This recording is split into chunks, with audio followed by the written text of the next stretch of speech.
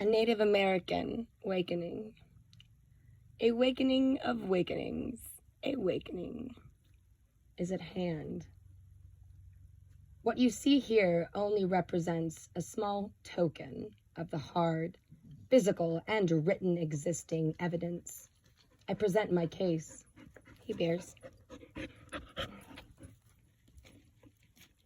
What we have found indicates the indigenous people of North America at the time of the arrival of Columbus, and later when the English came upon the shores of the Delaware, were themselves, for the most part, survivors of a series of apocalyptic events.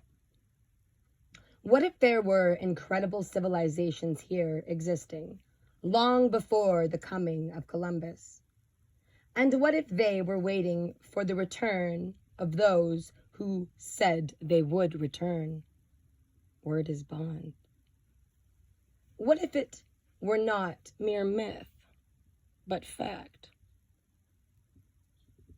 There once existed here upon Terra a society that possessed a level of technology and science that went along with a global system of trade and commerce that baffles our greatest contemporary minds.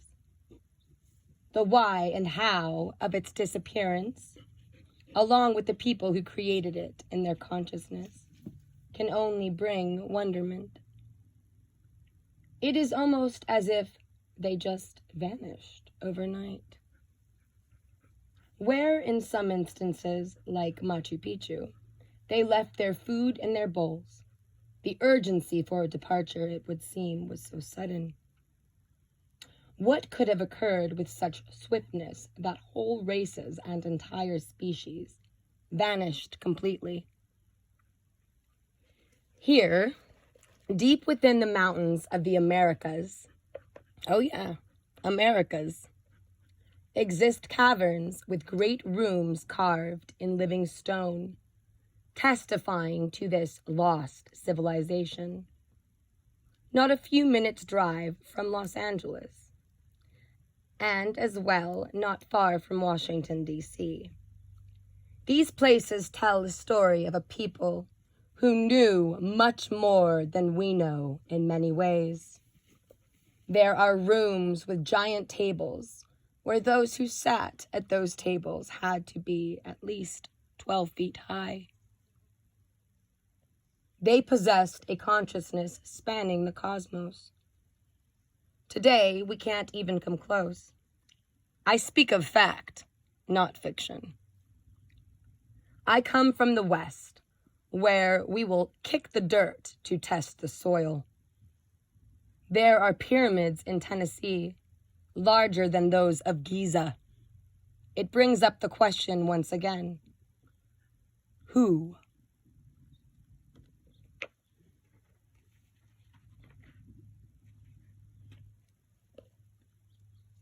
Working closely with the indigenous elders of 2 continents, as I have and continue to do, can at times be very difficult for me. I find I have to deal with the paradox of my own personal exuberance to gift mankind with what has been revealed to me, and at the same time I must honor what my elders feel mankind is not ready to receive and understand. Well, ready we best be. Hey. Even as we become older and wiser and perform ceremony, we always have our mentors or elders whom we visit when the path gets cloudy. This has been an ongoing battle, where I have often wondered if one day I might be able to just break all boundaries and announce the bare truth of the entire picture, disclosed to me through vision and ceremony. Many of those elders are no longer with us, so the decision is no longer theirs to discern. I have mentioned, like the larger number of the people in our contemporary world, I am métis, born of mixed blood, the result of intermarriages. This is not a, air quoting, new age term, end of air quote. Rather, it has been going on for many generations. For the last 200 years, people just did not talk of it. The subject was taboo. Taboo no more. In the Americas, as well as the rest of the world, we, mixed bloods, represent a major portion of the global population. Yet, we remain somehow the unseen and unheard voice of the consequence of an artificial picture of human reality. Because the media does not portray the way life really is. The media portrays the way it is desired that we think life is. We get a contrived picture of reality. Now, the question arises. This presentation is therefore being designed by whom? The winged ones agree. Oh, the subtle tricks of the mind. How stealth the real agenda of those desiring to keep the power. And yet, we can sense its illusion. We all know it exists. We mostly just do not know what to do about it. And it is the Matrix. We are caught in the web. The Matrix is what causes us to respond to pre-calculated responses with predetermined endings and results. The Matrix is how we are controlled. Those who design the Matrix know the outcome before it ever occurs. Anybody remember 9/11?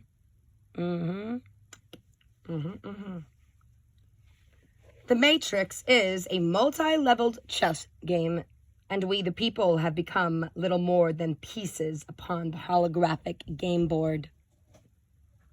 It must be understood that thoughts are the building blocks of consciousness.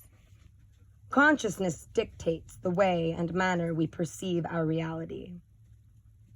If one can control or manipulate the thought process, they can direct the nature in which life is perceived, even how we behave and think. And if it is being executed by technology, i.e. machines, and received by us as frequencies, well, keep in mind these machines do not have to sleep, and therefore the programming is relentless by its nature. I have traveled much and experienced people with extremely diversified views of life, having many, many beliefs, and expressing through many cultures, and hopefully I will continue to enjoy this blessing along this journey. I have come to see the beauty in everyone's truth, and realize the consequences of everyone's illusions. It's painful. All these differences were born of the disease of separatism. They are fired by fear, and those fears are what the political forces in power use to manipulate us. They know every button and every trigger we have. There is, however, a flaw in the program. It must constantly be reactivated. For every once in a while, we start to wake up naturally, and that cannot be allowed. For if we did, then we would quickly realize the conditions of our life that control us are artificial. We would remember the Creator is within all things of all people, whether on this planet or another, through the dimensions and levels of existence, ascended or otherwise. All things living are born of the same mysterious divine source. Yes, there is a part of me which remains wild and free. That part of me, because of my experiences and sharing of knowledge, on almost every universal level, just wants to bust out of the corral and set it all straight. After all, I am the wolf. Oh, all my life I have been a warrior. When I walked away from the safe world of the Matrix, I was cast out into the wilderness, abandoned and left to be devoured by the wild beasts and ravaged by the trials and tribulations of time. It's painful, like I said. It was never calculated that I might survive long enough to figure out the codes to the Matrix itself. Yet, I was lifted and guided upon my journey by the great mystery. Let them throw their rocks at me. Let them shoot at me in the dark and swing at my shadow. After all, everyone shoots at the wolf, don't they? Like Bob Dylan sang, everybody must get stoned. And things have not changed. Nor am I alone on this path any longer. He got that right. We out here, y'all. We here. Howling for humanity. Then there is that other part of me that has within its divine essence the innocence of a wide-eyed child, the gift of the Magi, the child who hung up upon each word coming from grandfather's voice as he told me the stories of the Chanupa, the sacred pipe, and the way of life when we lived in dignity upon this earth. The Hopi elders who would adopt me as family and shared with me in the sacred kiva and told me mysteries of the other world shared the wisdom and compassion with me.